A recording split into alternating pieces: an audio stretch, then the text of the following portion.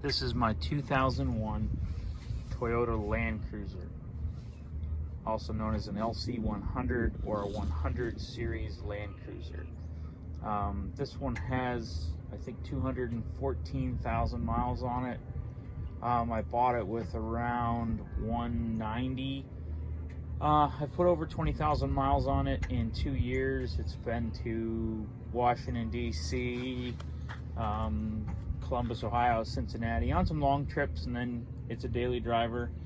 I kind of redid a couple things when I first got it, but I've actually made it through the second Pennsylvania state inspection, which is strict, with $0 spent on any part of the vehicle. It's pretty much the most low maintenance bulletproof vehicle I think you can own. They really are made with the intention of 25 years or 500,000 miles from the time they leave Toyota. They're a pretty tried and true machine. So I've done some modifications to this one, and I'm going to do a walk around, pop the hood, and kind of go front to back on some of the things that I've done. And I'm going to do some individual videos on some of the other things that I've done to it in particular that might be more than just a short video. So for under the hood stuff,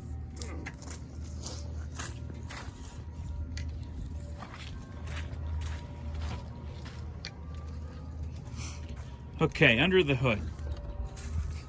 So started here in the corner. This is a second battery. So the vehicle runs 2 batteries, and this is an onboard air compressor. That's an ARB. So the onboard air compressor can be used obviously for inflating tires, or you can actually tie it into a locker system that I don't currently have, but you can do that later on, and this one will handle it. I don't remember the model number off the top of my head, but I'll put all the hashtags and model numbers in here. So that is a marine battery, and that is it's a deep cycle battery. So your second battery is where all of your accessories are running off from. So in the back of the vehicle, I have a fuse box that is just for things in the back of the vehicle, inverter, refrigerator, lights, whatever is going on there. So at any time I can reach up here and on this right here, and I can kill the power to everything in the back with this switch, which works out great. Obviously everything's fused and done correctly. I didn't do it. I had somebody who knows what they're doing it. But so the second battery, these wires coming into here, is the solar panel system and the solar controller. So once again, I don't remember the name of that one, but this actually has an app for your phone, and you can actually see what you're charging at, what your levels are, all of those things off that voltage and everything. So that is a neat little controller with a Bluetooth capability. And the second battery is charged by that solar. You can take it off and charge the main if you have to, but obviously the point of the solar is to keep the second battery charged when the vehicle is not running for things like refrigerators. So main battery, also a deep cycle battery, interstate. And this battery would not have had to have been deep cycle, but I went deep cycle, but you could just go something more standard. Actually, back over to here before I forget, this battery tray and the piece that holds the ARB air compressor on there is made by a company called SLE. So that is an actual product that SLE makes, which is your second battery tray and your air compressor on board. For the interior, nothing too crazy here, but this is the T-Max dual battery controller. I think I got this on eBay or Amazon. I'll put an Amazon link up. Works great. I've had no issues with it. Does everything it's supposed to. You know, there's your battery levels on both. This switches them over if you need to. You can actually, you know, charge one off the other and everything. Great setup, very simple, wasn't crazy expensive, but it works. Tells me where both my batteries are at. You know, my main, I don't really worry about that too much, obviously, but the secondary is what everything's running off as far as accessories. So, you know, you want to watch that, monitor that, and this little unit makes it great and easy to do that. So that's the T-Max dual battery system controller. I do have, I never use it, but I do have a CB in here. I had that installed when we were going to go out to Southington off-road, and you know, a lot of those trails like you to have it. You're not exactly going to have cell phone service out there, so this lets you, you know, participate in trail rides. It's just a whatever, yeah, Uniden. Like, think about 1 billion of these are floating around out there. But that's the Uniden CB, which I do have a CB antenna on the roof. Pretty standard stuff there, but it's wired in and it's hidden in here, so it's not in the way, which is nice. So that's the CB. I do have these holders for iPads, which are great if you're using your iPad for GPS. This mounts right here. You can move it around. It's really sturdy, and I know I bought this one on Amazon. There's the brand. I'll put up some links to those too. And my clip fell off my cell phone one, but somewhere here there's a clip for that, and it does the same thing. Pretty standard stuff in the Land Cruiser. I mean, it's all-wheel drive, but obviously has 4 low. Your economy and power, which is, economy is kind of a joke. I get around 11 miles a gallon on the highway, so this button doesn't really gain you a whole lot, but I'm sure maybe when this thing was new and not lifted with big tires, that helped you somewhat. This radio is complete garbage. I should have sent it back to Amazon, and I did not, but I should have. Okay, so that's kind of it for the interior stuff. Down here is the switch for the KC fog lights. So like I said, in Pennsylvania, it's got to be on a separate switch. It's an off-road light, and that does it there. And the switch itself is actually illuminated, so you can't, like, oh, I forgot I had them on. Like, it's a bright red light. So that meets the Pennsylvania standards and everything. So it's all legal and good. Vehicle does have a moonroof. I don't think I've ever had it open. One of the reasons I don't have it open is this right here. This is a flat, flexible solar panel. That's the CB antenna. I believe this is an 80-watt panel. And then back here, I have the 100-watt panel. The 100-watt just didn't quite seem to be enough to run the refrigerator, and this 80 kind of got me over the hump where I could, on a sunny day, get enough juice to keep it going. I think the key to that solar panel thing is having a couple of the 40-watt or something where you can actually set them off to the vehicle, you know, so you like prop them on the ground or whatever, tie them into your system real quick. I think that's the key for it to working correctly. There's a sign of spring in that sound, huh? So I think that would help. So anyways, just junk back here.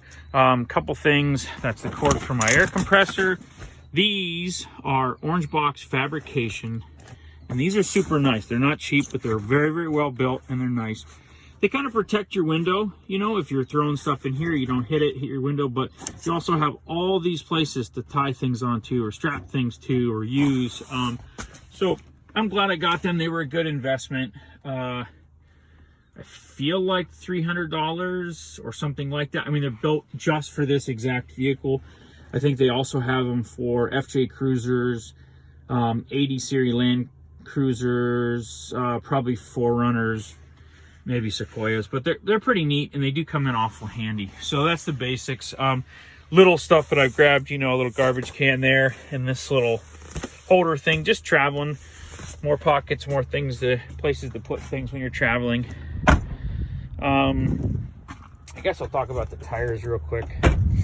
So these are the Cooper Mud Pros. I actually have been really happy with these. I mean, they have almost 20,000 miles on them. I do run 5 of them, so I rotate them, which helps, and they get rotated usually every 1,500 miles if I remember. And I think that's a big deal with these big expensive tires. you know, you've got to keep proper pressures. You got to maintain these things, rotate them, keep the vehicle lined up. You have to do those things. I mean, you know, 5 of these is over $1,000, so you need to do that. Now, I actually am really impressed with these tires in the snow. I ran them this winter. At first, I thought, I don't know if I'm going to do that, you know, mud tires and all that, but they actually worked really well on snow and ice. I was really impressed. I mean, the Land Cruiser itself is a big, heavy pig, and it's all-wheel drive, so I didn't really think like I was going to struggle either way, but you know, sometimes those big mud tires don't work, and these did. So the rear bumper is one of the places on the vehicle I kind of cut corners. I guess time will tell if I did the right thing or not. It is a SoFlo bumper, so it is considerably cheaper than the ARB, but it gave me the jerry can holder, which we use camping, you know, have water and gas. I had this kind of powder coated, it's sprayed with like a bed liner at a local paint place, Corey Collision, and I think that helped it, but as I can already look in here, there's some spots of rust. It's a cheap bumper, you know, but it works for what it is. And when I say cheap bumper, it's probably maybe $800 or $1,000 less than an ARB. So it's less bumper, but it was less money. And at the time it made sense. So time will tell. Yeah, STT Pros. And so we do have that, you know, the spare tire is not underneath the vehicle like it would be factory, swings out, and that's pretty handy.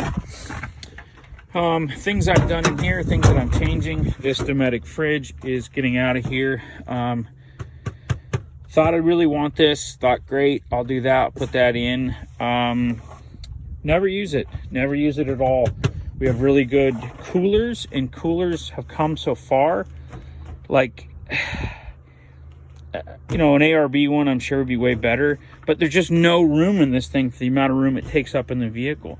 You know, would rather have a cooler bag or a nice cooler, and if you don't need it, you don't take it, and you have all, you know, extra room for whatever. So that's coming out of there. This is all getting opened up. Probably going to build some shelves.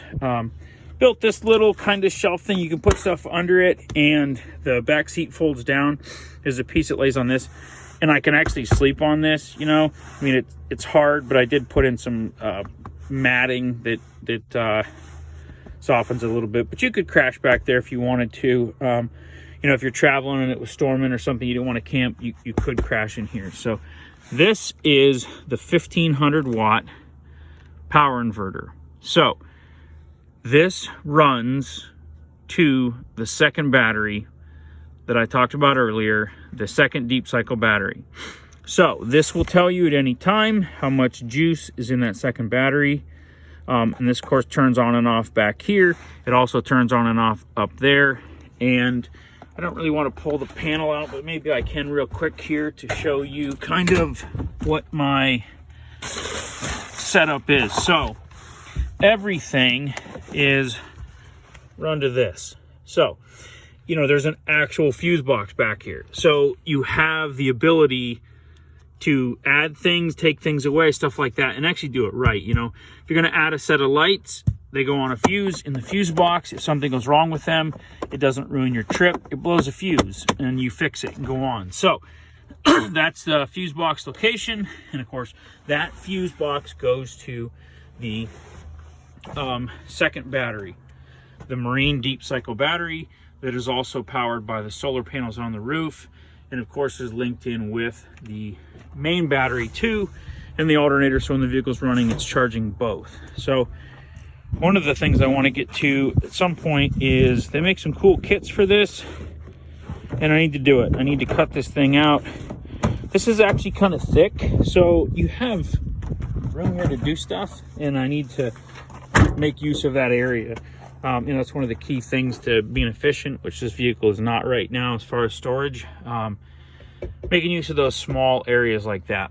There again is the orange box fabrication. So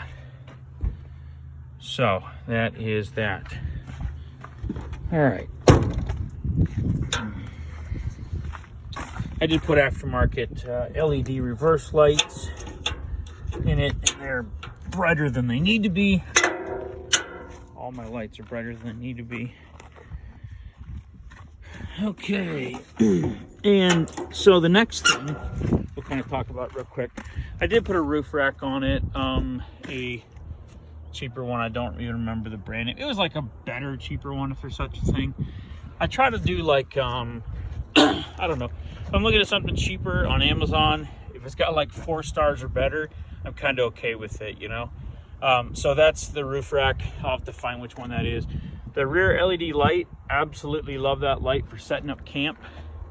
And that's on its own switch on the other side here. And it's also on a remote on my keychain here.